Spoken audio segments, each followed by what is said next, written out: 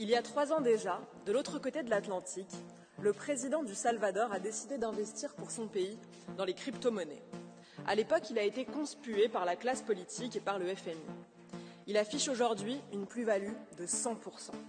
Des centaines de millions de dollars disponibles pour son peuple, pour la sécurité et pour la souveraineté de son pays.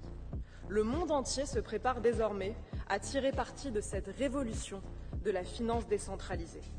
Donald Trump va constituer une réserve stratégique de Bitcoin pour les États-Unis. Jérôme Powell, le président de la Réserve fédérale américaine, parle maintenant d'or numérique. Le Bitcoin explose. Et l'Union européenne? Que fait l'Union européenne? Elle dilapide notre argent dans des gabegies invraisemblables. Elle continue d'accumuler des déficits tragiquement inflationnistes. Elle s'obstine à réguler, taxer, freiner. Il est temps de changer de paradigme. Il est temps de protéger nos peuples face à l'inflation et aux mauvais choix économiques de nos États. Il est temps de dire non aux tentations totalitaires de la Banque centrale européenne qui veut imposer un euro numérique entièrement à sa main.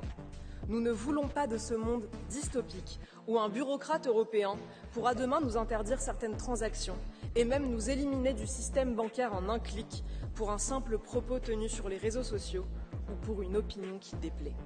Il est temps de miser sur la liberté.